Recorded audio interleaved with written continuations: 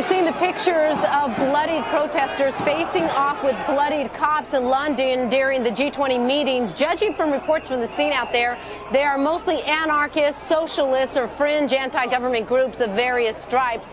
But as the economy worsens, will regular folks, such as the millions of recently unemployed here in the U.S., start protesting and rioting?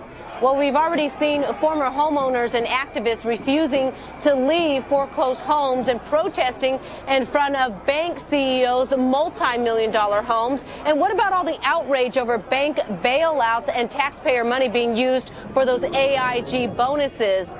Gerald Celente is CEO of Trends Research, and he's making some very dire predictions, including the greatest depression for the U.S. He joins me now in the Diamond District. Good to see you again, sir. Good to see you. It doesn't sound good what you're predicting, although it rarely is. The last time we talked, a lot of what you said has come to fruition. Let's first talk about when we were talking about the retail industry, and you were saying that there were going to be a lot of retail chains going into bankruptcy. You know, we saw Linens and Things, we saw Circuit City, and all of these, and Fortune Off.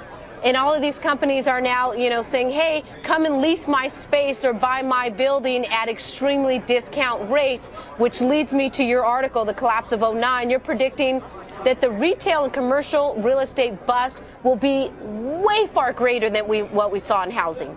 That's where the real leverage is. I mean, take like New York. You had like Maclau, for example. What did they put down? $60 million and leveraged $6 billion.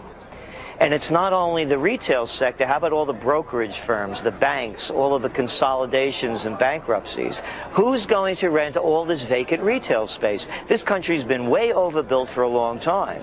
So this is where the real credit crisis is. It's going to make the subprime look like peanuts because no one's going to rent this empty, vacant space. You're going to see ghost malls start springing up all over America. Well, and then so the whole ripple effect that we always have in our economy, that's going, all these companies going bust. Well, obviously they're laying off thousands upon thousands of workers. We're getting the jobs report out Friday already. This advance report, 742,000 jobs lost in 1 month, folks. This is just the beginning, you're saying. Exactly. Look, you're seeing current events form future trends. When I was here the last time, I think it was in August, we said there were going to be riots and protests. Voila, there they are. And I love the language they use. These are anarchists and whatever they call them. How about people that are really angry? You think they're out there too?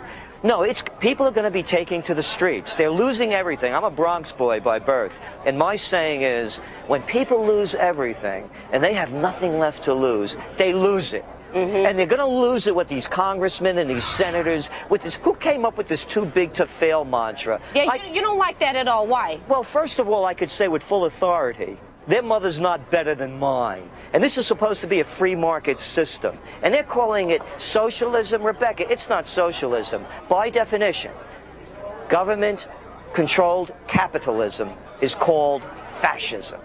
Take it from Mussolini, he coined it. Well, yeah, the other point that you're making is that we're looking toward these people, Wall Street, corporate America, and government, who got us into this mess with their policies. You say the deregulation led to the problems, so we're trusting them to lead us out of this mess. It's insanity. The same people that caused it are going to fix it? I mean, you have to be out of your mind to think that they're going to fix it. Look, let's talk about the stimulus really quick.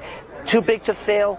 What, $12 billion, for example, we found out from AIG went to Deutsche Bank. Deutsche Bank's assets are $2.5 trillion. Do you think $12 billion, if they didn't have it, the whole financial system was going to collapse? It's bailing out the big guys. They're friends. It's all their political friends. It's all their friends. All their friends. Yeah. Okay, let's also stay on the ripple effect, how it will affect consumers at home. You're saying that with the credit card companies, that's going to be another major area of collapse in this country. And people are going to start refusing to pay, just as people are refusing. They already are. Exactly. They're not going to move out. They can't pay. They have nothing left to lose by fighting it. We're going to see revolution in this country. The riots that you're seeing there are going to happen here. And here's the question I would like to ask. Will the American troops fire on their people if they protest? Oh, they've done it before. Well, that's what we're going to have to see, what's going to happen to this country. Because that's a question we're going to be asking in the Trends They've Journal. done it before in this country, so I wouldn't be surprised. Let's also move on to you talk about the banking industry.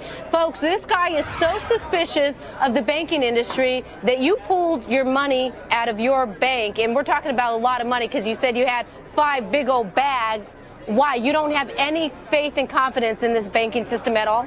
Well, why should I? I mean, you're seeing them There's fail the left and FDIC. right. They said they're going to insure us up to $250K. And guess what? They will.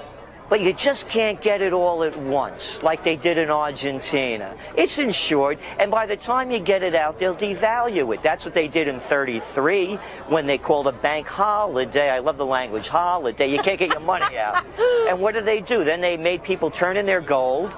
They sold the gold. They made them sell it at $20 an ounce. After they got it in, they raised the price to $35 an ounce, so you devalued your dollar. I don't trust a thing that the government will do. And by the way, that key bank that I had so much trouble getting my money out of, last Friday in Kingston, New York, at 3 o'clock in the afternoon, an armed robbery. They held up the bank. And you expect to see more of that? You're going to see a lot more of it, particularly in these smaller towns where there's less protection. So should I start, should I get a gun license?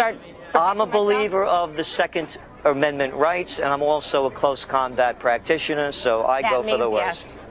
Yes. Gerald Celente, thank you very much. Thank you. I think.